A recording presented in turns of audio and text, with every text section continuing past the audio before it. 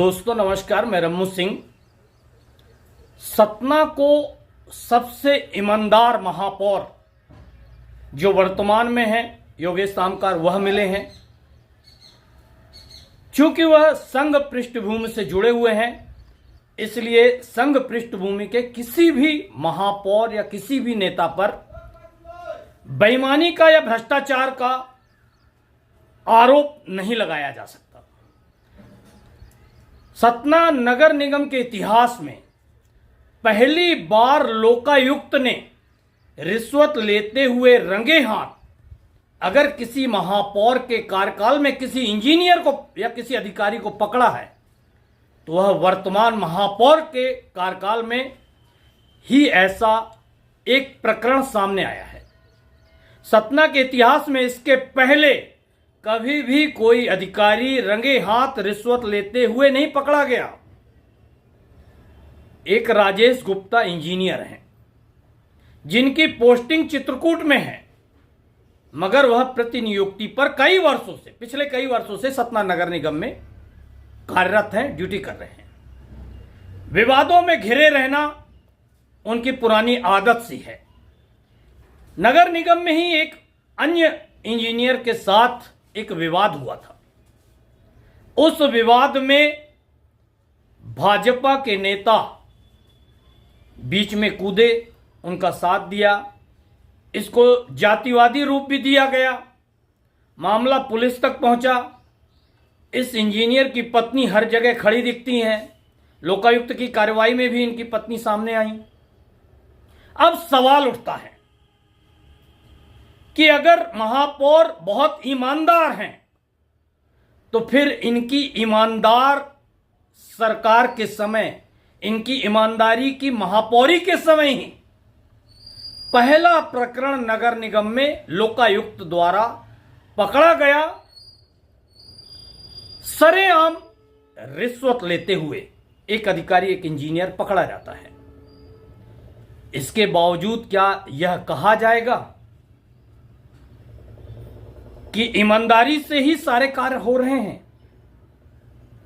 वैसे तो रिश्वत और भ्रष्टाचार नगर निगम और भ्रष्टाचार जुड़वा भाई जैसे हैं, इन्हें अलग नहीं किया जा सकता।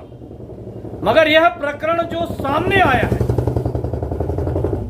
इससे तो जाहिर हो गया, जग जाहिर हो गया कि नगर निगम में भ्रष्टाचार चरम पर है।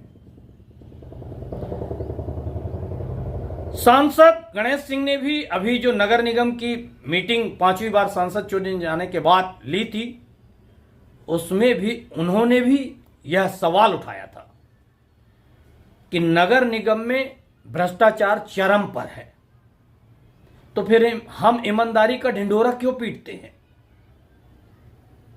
कैसी ईमानदारी? जब भाजपा की सत्ता होते हुए भाजपा के ही 5वीं बार के सांसद सरेआम भ्रष्टाचार की बातें कर रहे हैं, जब नगर निगम के इतिहास में पहली बार लोकायुक्त द्वारा रंगे हाथ एक इंजीनियर को पकड़ा जाता है और उस इंजीनियर पर कोई कार्रवाई, निलंबन तक की कार्रवाई नगर निगम नहीं कर रहा है, इसे क्या माना जाए? अब एक उदाहरण से समझिए। जब इस इंजीनियर का विवाद किसी दूसरे इंजीनियर से हुआ था तो भाजपा नेता हरिओम गुप्ता सामने आकर इस इंजीनियर के साथ खड़े हुए थे। हरिओम गुप्ता महापौर योगेश तामकार के सबसे खास हैं, इस बात को भी कोई नकार नहीं सकता, क्योंकि बीजेपी ने एक निर्णय लिया कि बीजेपी कैंडिडेट के खिलाफ कोई भी भाजपा नेता अगर चुनाव लड़ता है विधानसभा का, उसको बीजेपी वापस पार्टी में नहीं लेगी। मगर हरिओम गुप्ता को पार्टी में वापस ले लिया गया। हरिओम गुप्ता भी बगावत करके बीजेपी कैंडिडेट के खिलाफ चुनाव लड़े थे। किसने बीजेपी में शामिल किया? किसने पार्टी की शर्तों को बदला सतना में?